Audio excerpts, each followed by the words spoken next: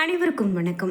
என்னதான் நமக்கு தெய்வ நம்பிக்கை இருந்தாலும் அந்த தெய்வ சக்தி நம்ம வீட்டில் இருக்கா இல்லையா, தெய்வங்களுடைய நடமாட்டம் நம்ம வீட்டிலும் இருக்கா இல்லையா அப்படிங்கிறது நிறைய பேருக்கு இருக்கக்கூடிய ஒரு சந்தேகம்னு சொல்லலாங்க. அதே சமயம் தீய சக்திகள் இல்லாவிட்டாலும் கூட நாம் இருக்கிறதா நினச்சி பயப்படுவோம். அதாவது நம்ம வீட்டில் சின்னதாக ஒரு அமானுஷ்யமான சத்தம் கேட்குது, ஒரு பலமாக காத்தடிக்குது, அல்லது ஏதாவது ஒரு விஷயம் நமக்கு எதிர்மறையாக நடக்குது அப்படின்னாலே அது கண்டிப்பாக தீய சக்தி அப்படின்னு நினச்சி உறுதியாக இருக்குது அப்படின்னு நம்புவோம். ஆனால் அதே போல் தெய்வ சக்தி நம்மளை சுற்றி இருக்கா இல்லையா, இதை நாம் எப்படி தெரிஞ்சுக்கணும் அப்படின்னு பார்த்தீங்கன்னா, ஒரு சின்ன சின்ன அறிகுறிகள். இந்த மாதிரியான விஷயங்கள்லாம் உங்கள் வீட்டில் நீங்கள் உங்கள் கண்ணில் படுது, நீங்கள் பார்க்குறீங்க அப்படின்னா கண்டிப்பாக உங்கள் வீட்டில் தெய்வம் இருக்குது அப்படின்னு சொல்லலாம். அப்படி தெய்வம் இருக்கும்போது சுபகாரியங்கள்லாம் தடை இல்லாமல் நடக்கும். நீங்கள் ஏதாவது ஒரு விஷயம் நினச்சிட்டு இருப்பீங்க, இந்த மாதம் இதை செஞ்சால் நல்லாயிருக்கும் அப்படின்னு, கண்டிப்பாக அது உங்களுக்கு உடனே நடக்கும். இது மாதிரிலாம் இருக்கும்போது கண்டிப்பாக தெய்வ சக்தி உங்கள் வீட்டில் இருக்குது அப்படின்னு அர்த்தம். அந்த வகையில் தான் நாம் அதை அதிர்ஷ்டம் அப்படின்னு சொல்கிறோம். ஆனால் தெய்வத்தினுடைய அனுகிரகம் இருந்தால் மட்டும்தான் நல்லவை நமக்கு நடக்கும். அப்படி நாம் தெய்வம் நம்ம வீட்டில் இருக்கா, நம்ம கூட இருக்காங்களா அப்படின்னு நம்ம எப்படி தெரிஞ்சுக்கணும், அதுக்கான அறிகுறிகள்லாம் என்ன, இதெல்லாம் நம்ம இந்த வீடியோவில் பார்த்துடலாம். வீடியோ கண்டிப்பாக உங்களுக்கு ரொம்ப பயனுள்ளதாக இருக்கும். கடைசி வரைக்கும் ஸ்கிப் பண்ணாமல் முழுசாக பாருங்கள். இந்த வீடியோவை பார்க்கக்கூடிய நீங்கள் முருகனுடைய பக்தராக இருக்கீங்க அப்படின்னா, கந்தன் பாதம் கனவிலும் காக்கும் வெற்றிவேல் முருகனுக்கு அரோகரா, இந்த வாசகங்களை கமெண்ட் பாக்ஸில் பதிவிட்டுட்டு வீடியோவை ஸ்கிப் பண்ணாமல் பாருங்கள். நீங்கள் இன்னும் உற்சாகம் டிவி சேனலை சப்ஸ்கிரைப் பண்ணாமல் இருந்தால் சப்ஸ்கிரைப் பண்ணிக்கோங்க. கூடவே இருக்க பெல் ஐக்கானை மறக்காமல் கிளிக் பண்ணிடுங்க. வாங்க வீடியோக்குள்ளே போகலாம். உங்களுக்கு ஜோதிட ரீதியாக நிறைய சந்தேகங்கள் இருக்கா, உங்கள் வீட்டில் எதிர்மறையான விஷயங்கள் உங்களுக்கு நடந்துக்கிட்டே இருக்கா, அதையெல்லாம் தடுக்கணும்னு நினைக்கிறீங்களா? இந்த வீடியோவுக்கு கீழே டிஸ்கிரிப்ஷனில் வராகி அம்மன் ஜோதிட நிலையத்தின் தொலைபேசி எண் கொடுத்துருக்கேன். அந்த எண்ணுக்கு தொடர்பு கொண்டு பேசி பாருங்கள். கண்டிப்பாக உங்கள் வாழ்க்கையில் இருக்கக்கூடிய எல்லா பிரச்சனைகளுக்கும் சரியான தீர்வு கிடைக்கும். நம்ம வீட்லேயோ நம்மளை சுற்றியோ இந்த தெய்வ சக்தி இருக்கா இல்லையா அப்படிங்கிறதுக்கான அறிகுறிகள்லாம் என்ன அப்படின்னு பார்க்கும்போது, கண்டிப்பாக அந்த தெய்வ தன்மையை நம்மளால் உணர முடியும் அப்படின்னு சொல்கிறாங்க. தெய்வ சக்திகள் இருக்கிறதுக்கான அறிகுறிகளும் தீய சக்திகள் இருக்கிறதுக்கான அறிகுறிகளும் கிட்டத்தட்ட ஒரே மாதிரியாக இருக்கும் அப்படின்னு நிறைய பேர் நம்பிட்டு இருக்காங்க. ஆனால் அப்படிலாம் கிடையாது. தெய்வத்தினுடைய அனுகிரகமும் அந்த உணர்வும் நமக்கு வேறு ஒரு மாதிரியான ஒரு உணர்ச்சியை கொடுக்கும், நமக்கு ஒரு நல்ல ஒரு செய்திகளை கொடுக்கும், நல்லது நடக்கும்.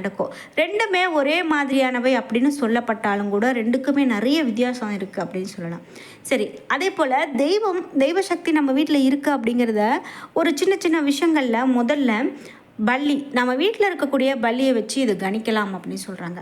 அதாவது நம்ம வீட்டில் பல்லியினுடைய சத்தம் கேட்டுக்கிட்டே இருக்கு அப்படின்னாலும், அப்படி தெய்வ சக்தி இல்லை அப்படின்னு இருந்ததுன்னா, அதாவது தெய்வத்தினுடைய நடமாட்டம் இல்லை அப்படின்னா கண்டிப்பாக அந்த வீட்டில் பல்லியினுடைய சத்தம் கேட்டுகிட்டே இருக்காது, பல்லி சத்தம் போடாமல் இருக்கும். தெய்வ சக்திகள் இருந்தால் மட்டுமே அவைகள் உங்களை ஆசீர்வதிப்பது போல் உங்கள் வீட்டில் நிலைவாசல் அருகில் பூஜை அறை போன்ற இடங்களில் அதிகமாக அந்த சத்தம் ஒலிக்கும். இரவு நேரங்களில் கூட பல்லியினுடைய சத்தம் கேட்டுக்கிட்டே இருக்கும். பெரியவர்கள் சிலர் பல்லி சத்தமிடக்கூடிய இடம் திசையை வைத்தே பலன் சொல்றது உண்டு, நீங்க பார்த்துருப்பீங்க. இதே போல் ஒரு சில வீடுகளில் நம்ம எதுவுமே செய்யாமல் ஒரு நம்ம வீட்டுக்கு வந்தாவே அமைதியான ஒரு நிலைமையும் சந்தோஷமான ஒரு மனதுக்கு ஏற்படும். அதே போல் சாம்பிராணி எதுவுமே காட்டாமல் சில சமயங்களில் நறுமணம் வீசக்கூடியதாக இருக்கும். குறிப்பாக மல்லிகைப்பூ வாசம், சந்தன வாசம், பன்னீர் வாசம் இவையெல்லாம் இருக்கும். இப்படி இருந்தால் நம்ம வீட்டில் தெய்வ சக்தி இருக்குது அப்படிங்கிறது உறுதி. மல்லிகைப்பூ வாசம் அப்படின்றதுமே சிலர் பேய் நடமாட்டமாக இருக்குமோ அப்படின்னு நினைப்பாங்க. ஆனால் தீய சக்திகள் மாட்டோம் நம்ம வீட்டில் இருந்தால் நறுமணம் வராது, மனம் விரும்பத்தகாத ஒரு துர்நாற்றமாக இருக்கும் அப்படின்னு சொல்கிறாங்க. அதே போல் நம்ம வீட்டில் சில இடங்களுக்கு போனோம் அப்படின்னா திடீரென ஒரு குளுமையான உணர்வு தோணும். இது யாரோ இருக்கிறது போல உணர்வு நமக்கு தெரியும், யாரோ தொடுவது போன்ற ஸ்பரிசம் ஆகியவற்றை இருக்கும். தெய்வ சக்திகளுடைய நடமாட்டம் இருந்தால் மட்டுமே இதெல்லாம் நம்மளால் உணர முடியும்.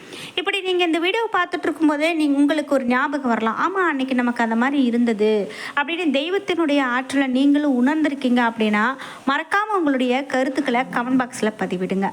அதே போல் தீய சக்திகள் ஒருவேளை இருப்பது, உங்களை கடந்து சென்றால் உங்களை யாரோ தாக்குவது போல் இருக்கும். இந்த மாதிரியாக இருந்துச்சுன்னா கண்டிப்பாக உங்கள் வீட்டில் தீய சக்திகள் இருக்குது அப்படின்னு தான் அர்த்தம்.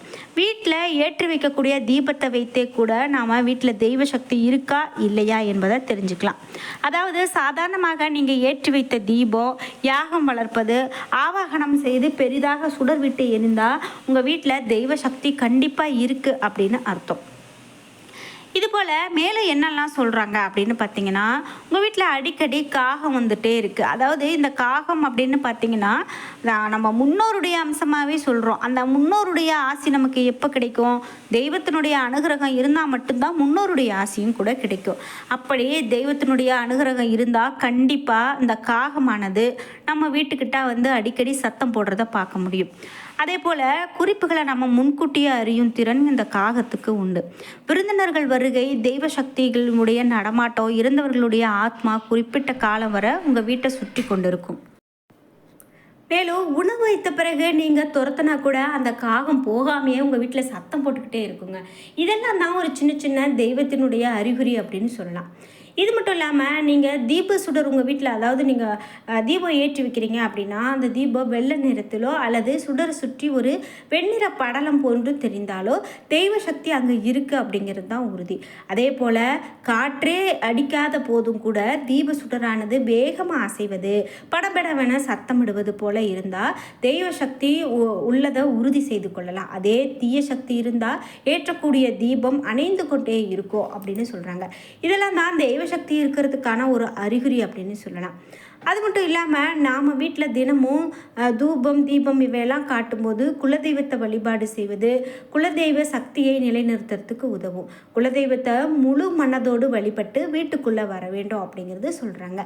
நம்ம வீட்டில் தொடர்ந்து பிரச்சனைகள் வர்றது அல்லது எந்த விதமான ஒரு நல்ல நிகழ்வுகளும் நடக்காமல் இருக்கிறதெல்லாம் எதிர்மறையான விஷயங்கள் அப்படின்னு சொல்லலாம். இது போல் நம்ம வீட்டில் தெய்வத்தினுடைய நடமாட்டம் இருக்குது அப்படிங்கிறதுக்கு நிறைய விஷயங்களை நம்ம சொல்லிக்கிட்டே போகலாம். குலதெய்வத்தை மனமுருக வழிபாடு செய்து கலசமும் கண்ணாடியும் வைத்து மஞ்சள் குங்குமம் இட்டு தீப தூப ஆராதனைகள்லாம் காண்பித்து நம்ம வீட்டில் இருக்கும்போது கண்டிப்பாக அந்த தெய்வத்தினுடைய ஆற்றல், தெய்வத்தினுடைய சக்தி நிலைத்திருக்கும் அப்படின்னு சொல்லலாங்க. குலதெய்வம் நம்ம வீட்டில் இல்லை அப்படின்னு நினைக்கிறவங்க இந்த மாதிரியான விஷயங்கள்லாம் கடைபிடிக்கும் போது கண்டிப்பாக குலதெய்வத்தினுடைய அருளை முழுமையாக பெற முடியும் அப்படின்னு சொல்லலாம்.